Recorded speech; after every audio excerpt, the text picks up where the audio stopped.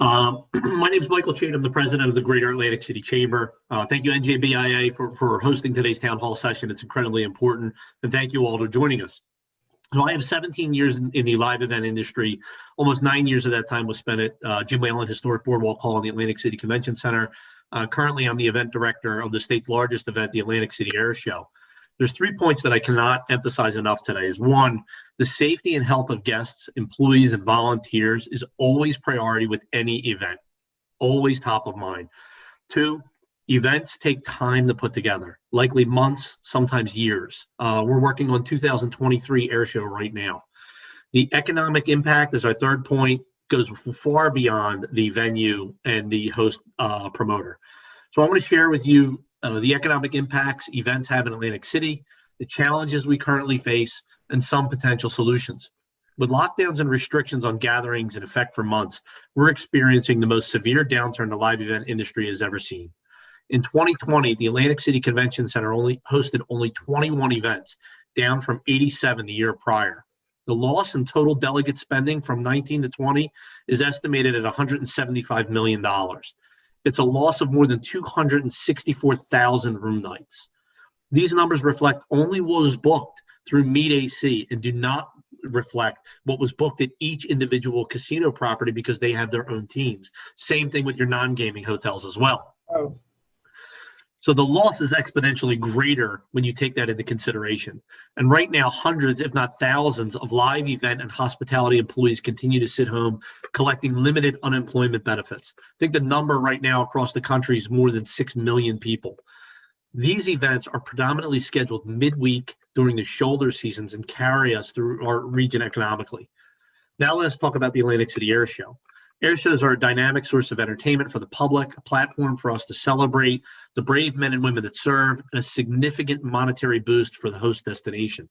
In 2019, the Atlantic City Air Show, predominantly free event on the beach, attracted more than 500,000 people to Atlantic City.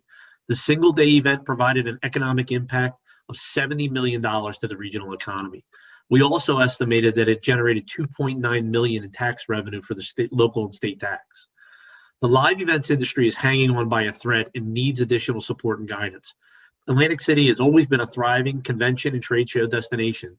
To start rebuilding from this pandemic, we must allow the resumption of booking reservations for conventions, trade shows, and meetings so that we have the reservations already in place to support the substantial increases in employment and non-gaming business. To do so, we need clear and consistent guidance as it relates to capacity regulations.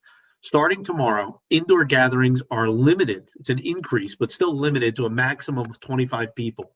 To give you a little perspective on that, the Atlantic City Convention Center has more than 480,000 continuous square feet and can easily accommodate more than 25,000 people, but it's limited to just 25. Casino floors are open to 35% capacity, but I cannot take 26 people from that casino floor and move them into an adjacent ballroom for a meeting. Outdoor gatherings, general gatherings, increase to a max of 50 people starting tomorrow. But over what area? I'm working with events that are using multiple acres for events that operate like a farmer's market, but over a much larger space. We're talking 4 and 10 acres. I'm also using 1/3 of a mile of beach, which is open to the public, to plan the air show. Is that space really limited to just 50 people on the day of the event, but thousands of people every other day?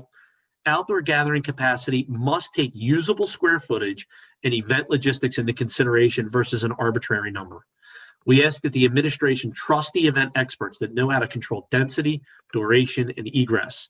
There are no shortage of safe and responsible plans based on current CDC, Department of Health guidelines, working with our local labor unions and planning this and keeping everybody safe and having a responsible event.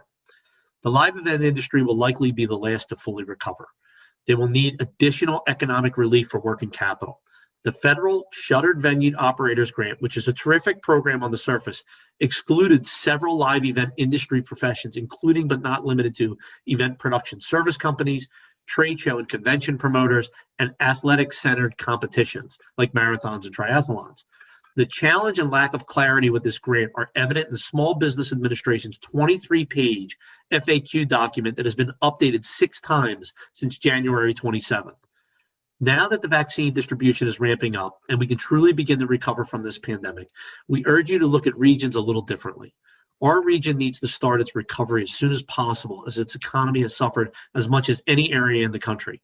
Our hospitality industry is well positioned to do its part to help lift New Jersey out of the crisis. Please help them do so.